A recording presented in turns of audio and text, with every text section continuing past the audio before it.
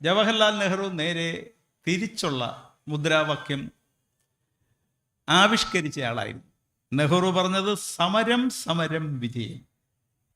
നമ്മളൊക്കെ അതിനെയാണ് വിജയം വരെ സമരം എന്നൊക്കെ പറയും. മിക്കവാറും വിജയമൊന്നും ഉണ്ടാവില്ല, എന്നാലും വിജയം വരെ സമരം എന്നൊക്കെ പറഞ്ഞളയും.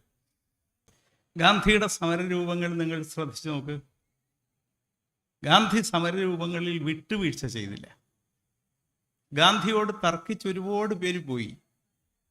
ഗാന്ധിയോട് ഏറ്റവും അവസാനം തർക്കിച്ചു പോയത് സുഭാഷ് ചന്ദ്രബോസാണ്. സുഭാഷ് ചന്ദ്രബോസും ജവഹർലാൽ നെഹ്റുവും ഒരു കാലത്ത് കോൺഗ്രസിലെ തീവ്രവാദ സ്വഭാവമുള്ള യുവാക്കളുടെ ഹരമായി മാറിയ നേതാക്കന്മാരായിരുന്നു. കാരണം അവർ രണ്ടുപേരും അതിമനോഹരമായി ആവേശകരമായി പ്രസംഗിക്കുന്നവരായിരുന്നു.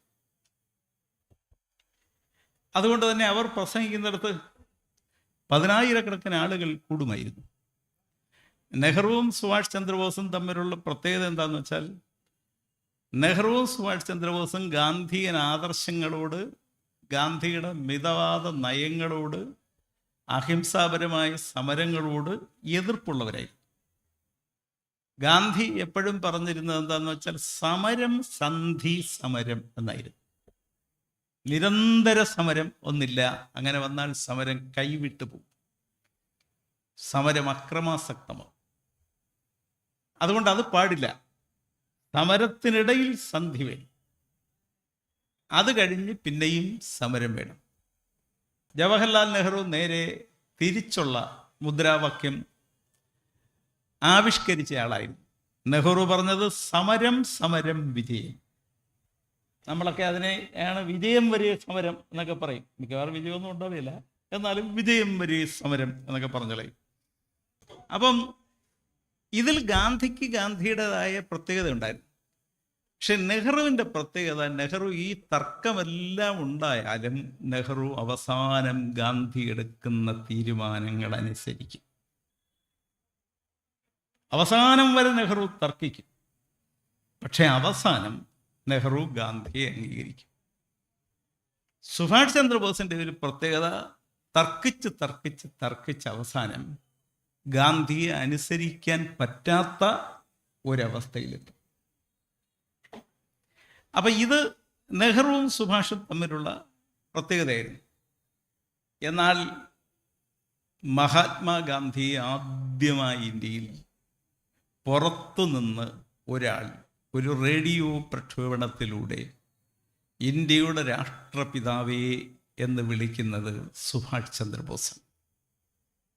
സുഭാഷ് ചന്ദ്രബോസ് മഹാത്മാഗാന്ധിയോടുള്ള എതിർപ്പ് കൊണ്ടാണ് കോൺഗ്രസിൽ നിന്ന് രാജിവെച്ച് 39-ൽ അദ്ദേഹം INA രൂപീകരിച്ച് അദ്ദേഹം ഇന്ത്യക്ക് സ്വാതന്ത്ര്യം കിട്ടാൻ സായുധ സമരത്തിൻ്റെ ഒരു വഴി സ്വീകരിച്ച് ജപ്പാനുമായി ചേർന്ന് 2ാം ലോക മഹായുദ്ധകാലത്ത് പോരാടാൻ തീരുമാനിക്കുന്നു.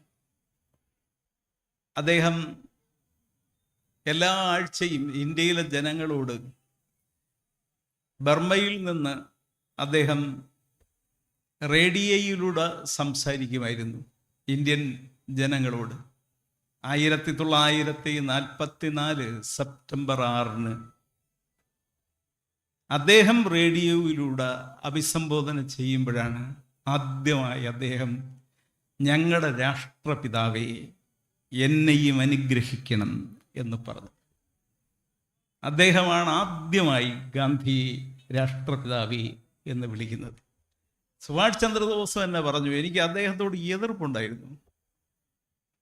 അദ്ദേഹത്തിൻ്റെ ആശയങ്ങൾ ഒരിക്കലും തീപിടിക്കാത്ത, നനഞ്ഞു പോകുന്ന, മണ്ണിൽ നിന്നൊരിക്കലും ഉദിച്ചു പൊങ്ങാത്ത ഒന്നാണെന്ന് എനിക്ക് അഭിപ്രായം ഉണ്ടായിരുന്നു.